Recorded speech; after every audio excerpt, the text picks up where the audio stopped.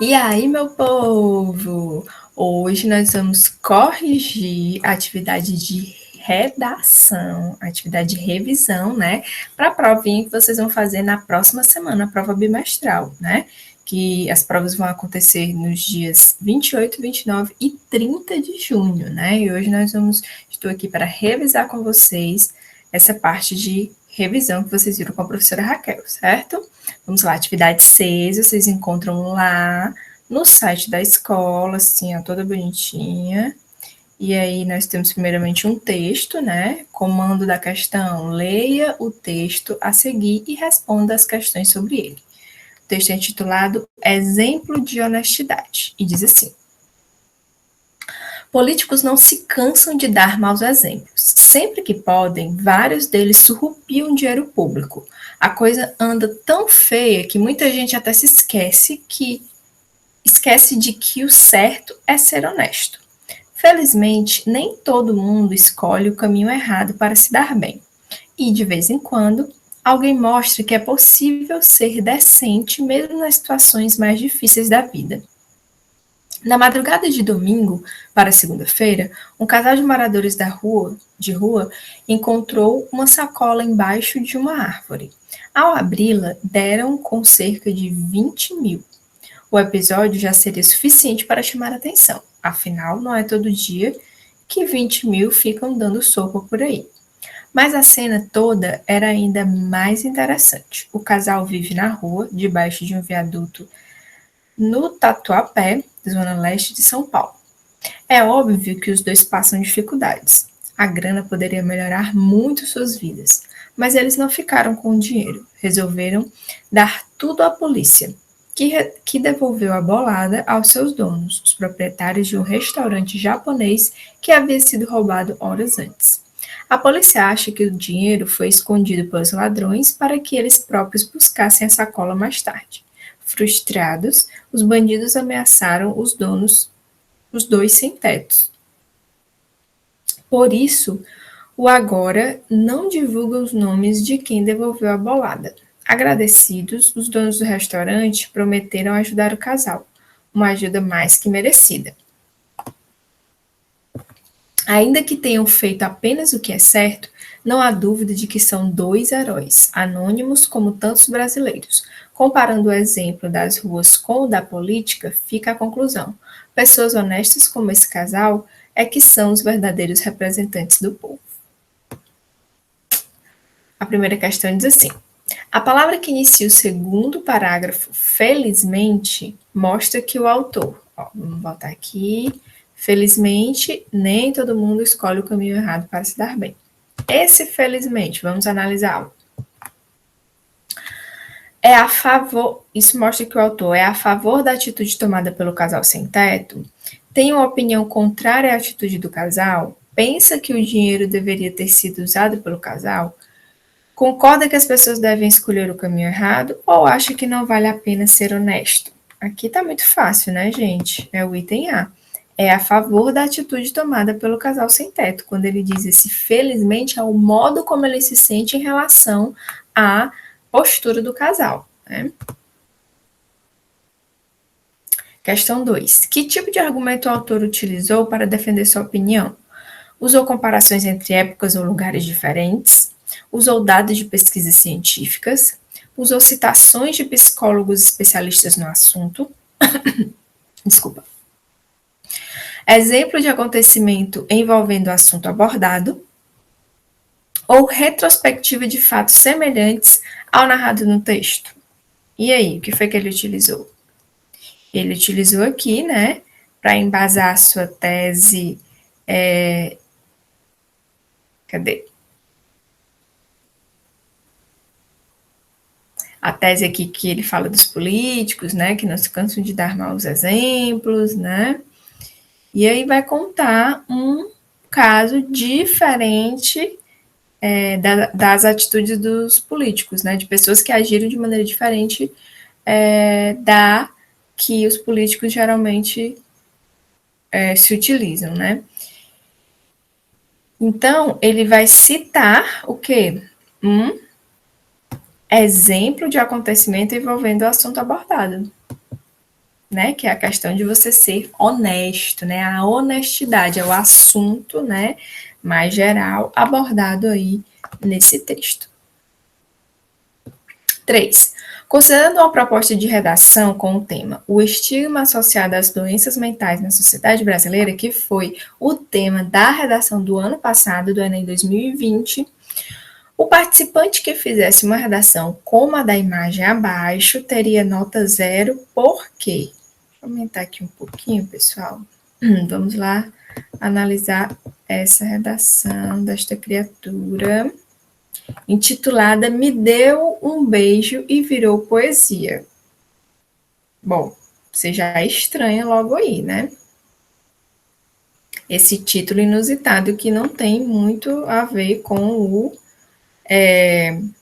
tema e também, ó, já está transgredindo aqui uma regrinha da escrita formal da língua portuguesa, né? Começando com pronome oblíquo, né? Me deu, né? Assim como a gente fala, né? Na linguagem mais cotidiana. Vamos lá.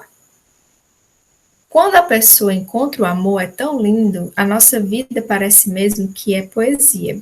É uma sensação única, duas almas se encontrando, o verdadeiro amor. Depois do beijo vem a certeza, e nesse beijo virou a poesia mais linda que você poderia ver em uma história. E aí, pessoal, essa pessoa aqui tirou 0, por quê? Porque fugiu do tema, fuga total ao tema, não atendeu ao tipo textual, né, que é o dissertativo argumentativo, escreveu texto insuficiente, com poucas linhas. 3, 4, 5, 6, 7. Escreveu exatamente as 1, 2, 3, 4, 5, 6, 7.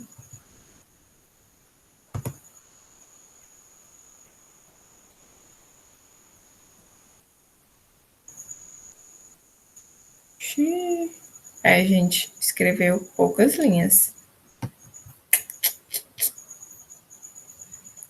Cópia dos textos motivadores ou formas de anulação, palavrões, impropérios, né? Ele escreveu apenas 7 linhas, né? Contando aqui com o título. 1, 2, 3, 4, 5, 6, 7, né? Então, não vai nem para correção esse texto aqui, já que só tem 7 linhas. O mínimo para vocês fazerem são 8 linhas. Agora eu quero chamar a atenção de vocês para a questão, porque poderia ser fuga também, né? Porque o texto não tem nada a ver com o tema, né? Se não tivesse essa questão das linhas, né? O texto também estaria fugindo do tema. Muito cuidado, pessoal, porque aqui o participante ele confundiu o tema do texto, da redação, com as frases que você tem que escrever, as frases de segurança que você tem que escrever na capa do caderno. E no ano passado, as frases eram versos de músicas do Emicida, né, um rapper muito famoso que a gente tem aqui, brasileiro. E aí algumas pessoas achavam que aquelas frases eram os temas para você escolher, e foi justamente o que esse participante fez. Ó. Ele escolheu uma das frases de segurança e escreveu um pequeno texto sobre essa frase. Então, mesmo que ele tivesse escrito um texto com linhas suficientes, né, seria 0 de qualquer forma, porque ele fugiu totalmente do tema, que era o estigma associado às doenças mentais na sociedade brasileira. Né? Então, muito cuidado, pessoal. O tema geralmente está no final da prova de linguagens, lá para a página 19, 20, mais ou menos, metade do caderno, né, de questões, e só tem um único tema, que geralmente vem lá embaixo, né, ou então em cima, e vem destacado de alguma forma, ou entre aspas, ou em caixa alta, ou em negrito, né, vai vir destacado de alguma forma, certo? E é um tema único. Então, passando para a quarta questão. Quanto à avaliação dessa redação na competência 1, qual é a competência 1? É aquela em que se analisa o domínio da escrita formal da língua portuguesa. Então, assinale a alternativa que mais se adequaria ao guia do estudante. Vamos lá. Vamos ver aqui, ó. As pessoas falam como doença mental não é um problema, porque a doença não é tão desculpada. Não sei. Mais uma dos problemas mais graves que tem 1,5 milhões de pessoas tem depressão. E não sei, né? O governo podia fazer mais investimento com não falta informação. É um tratamento melhor, eu acho. Porque fazer campanha à doença, segunda causa de sei o que, de trabalho, né? Se tivesse uma preocupação, deve ser preocupação, né? Desde o início teria muito menos caso, não iria afetar todas as pessoas, principalmente as mulheres, que são a que mais têm doenças mentais, né? A cada pessoas, é afetada, então tinha que ter uma preocupação mais com essa pandemia. Bem, gente, bem difícil de ler, né, o texto. Vocês veem aqui que ele tá todo marcadinho, né? Problema de concordância, né, que a gente estudou, as pessoas falam, né? Aqui deveria ser de acordo com a escrita formal da língua, né? As pessoas falam, né? Tanto o sujeito quanto o verbo no plural, né? E muitos outros diferentes desvios, né? Ou erros, né? Menta no lugar de mental, problemas de pontuação, porque a doença aqui com acento, né? Ou a doença, um acento que você não sabe se é um acento grave, né? O acento da crase, ou se é o acento agudo. Doença não é tão. Algumas palavras que não dão para entender, né? É mais um dos problemas. Problema de concordância também, né? Um dos problemas mais graves, né? Muito problema de concordância que tem, né? Problemas tem. O tem aqui no plural, né, gente? Então tem que ter o acentozinho circunflexo. Então, muitos problemas, muitos desvios, né? De todos os tipos que você possa imaginar. E tem problema também na estrutura das frases, né? As frases não são completas, elas são truncadas, né? São cortadas, fragmentadas. Parece até um texto modernista, né, gente? Aproveitando um gancho aí do que a gente está estudando em literatura, né? Mas aqui, lembrando, lá no modernismo era proposital, né? Para chocar a sociedade da época. Aqui não, né? Aqui realmente a pessoa demonstra pouco domínio, né? Vamos ver aqui. Em que se encaixaria essa redação na competência 1? Ficaria no nível 5? Vocês acham que essa redação no domínio da escrita formal da língua portuguesa merece 200 pontos, nível 5? Apresenta excelente domínio da modalidade escrita formal? Não, né, gente? Nível 4, demonstra bom domínio da modalidade? Também não, 160 pontos, né, no nível 4. 120 pontos, que é o que se espera de vocês, né? O mínimo que se espera de vocês é que vocês estejam nesse nível aqui, que é o nível mediano, né? Em que se admite, né, alguns desvios gramaticais, né? Nem aí esse texto está, né? Nível 2, aqui seria 120 no nível 3. Nível 2, que é 80 pontos, né? Demonstra o domínio insuficiente da modalidade escrita formal e muitos desvios gramaticais. Pode ser, né? E o nível 1 demonstra domínio precário da modalidade de escrita formal e diversificados e frequentes desvios gramaticais. O que vocês acham? A única coisa que muda aqui do 2 para o 1 é que aqui o domínio é insuficiente e aqui o domínio é precário. E aqui tem muitos desvios gramaticais e aqui são diversificados e frequentes desvios gramaticais. Vocês acham que está mais para D ou E? Olha só, o tanto de marcação, né? Tanto de erros de diversos tipos, como eu disse para vocês, de pontuação, né?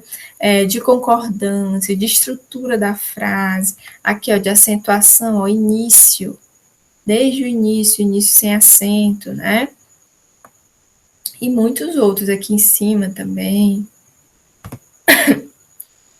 Então, pessoal, tá mais para precário, né? Precário do que insuficiente. O insuficiente, ele seria um pouquinho melhorzinho do que esse aí, pelo menos ali na parte da estrutura frasal, né? Que esse aí não tem muito. Então, nível 1 ficaria apenas com 40 pontos na competência 1, né? E vamos estudar as regrinhas, né, gramaticais para que vocês demonstrem um bom domínio, aliás, um excelente domínio na competência 1 e possam fechar a primeira competência com os 200 pontos, certo? Já garanti esses pontinhos aí. E a última questão diz assim, marque a opção que representa o repertório sociocultural legitimado seguinte. Qual é que a gente tem aqui no exemplo? Para Mário Sérgio Cortella, a felicidade é uma ocorrência eventual, um instante, um episódio, e é exatamente pelo seu caráter passageiro que ela deve ser valorizada. Lembrando que o que é repertório sociocultural, pessoal? É tudo que você carrega na sua bagagem de conhecimento que você adquiriu aí na escola, né? Todo esse tempo, principalmente no ensino médio nos últimos 3 anos, né? Que você vai demonstrar que você consegue associar todos esses conhecimentos que você adquiriu para desenvolver o tema da redação, né? E isso é avaliado em que competência? Na competência 2, que é aquela competência que vai tratar do tema, né? Se você está abordando o tema direitinho, vai tratar da estrutura do seu texto, se você realmente está escrevendo um texto do tipo dissertativo argumentativo, né? Se não está escrevendo uma história, uma narração, se não está escrevendo um poema, né? Nada desse tipo. E além dessas duas coisas, do tema e da estrutura, né? Do tipo textual, né, que a gente chama, da tipologia, ou da sequência tipológica, enfim. Também vai analisar o repertório sociocultural. Se você consegue atrelar o seu conhecimento que você adquiriu na escola, nas variadas disciplinas que você estudou, né, que você estuda, né, todos os dias, com o tema que você está tratando. Né?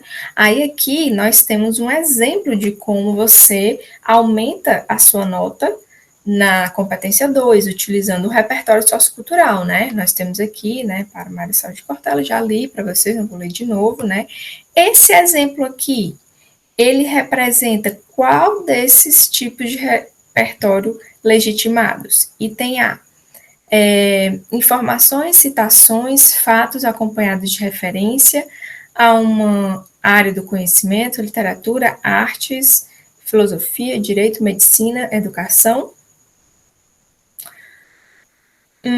Referência a um estudo ou a um produto resultante de uma área de conhecimento, desde que haja indicação do nome desse estudo ou produto, tipo livros, filmes, peças, música, seriado, pesquisas. Tudo isso aqui é repertório cultural, certo, gente? Todos esses itens são repertórios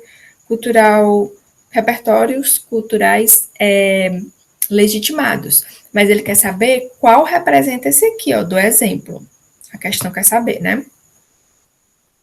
Referência aos meios de comunicação conhecidos, desde que utilizados como fonte de uma informação, Portal G1, Diário do Nordeste, Revista Isto É, Facebook, Twitter. Referência a personalidades, celebridades, figuras, personagens diretamente ligados a uma área de conhecimento, filósofos, estudiosos, autoridades em geral, em alguma área, aliás. E o item conceitos e suas definições, com exemplos especificando a referência a estudos. Ó, você vê aqui que ele está colocando aqui, está parafraseando, né? Está colocando aqui o que o Mário Sérgio Cortella, né, que é um filósofo da educação, muito importante, brasileiro, o que ele diz sobre a felicidade, né? Vejam que ele está, a gente poderia ficar entre a, né, citações, né, e a gente poderia ficar também, ó, referência a personalidades, celebridades, figuras, personagens diretamente ligados à área do conhecimento. Filósofos, estudiosos, blá. Qual desses dois itens vai ser? Veja que ele fala de forma indireta, ele parafraseia o que o Mário Sérgio Cortella diz, né? Ele não diz exatamente as palavras do Mário Sérgio Cortella. Se ele tivesse dito, segundo Mário aqui tá, essas aspas estão sendo utilizadas para marcar o texto todo, certo? Mas se, por exemplo, essas aspas tivessem na fala do Mário Sérgio Cortella para representar exatamente com as mesmas palavras que o Mário Sérgio Cortella disse, seria o item A, porque entraria na parte de citações, né? Mas aqui ele está parafraseando o que o Mário Sérgio Cortella disse, né? Ele está dizendo, o autor aqui, com as palavras dele. Então, não vai ser citação, né? Vai ser o item D, referência a personalidades, né, ligadas a uma área de conhecimento. No caso aqui, o Mário Sérgio Cortella é filósofo, né, como eu disse para vocês, ok? Então, vai ser a correta aqui, o item D. E é isso, gente. Fica aí, né, a revisão, a correção da atividade de revisão. Espero que vocês tenham gostado, tenham aprendido muito, né? E espero que tirem uma nota maravilhosa na próxima semana nas provas, em todas as disciplinas, certo?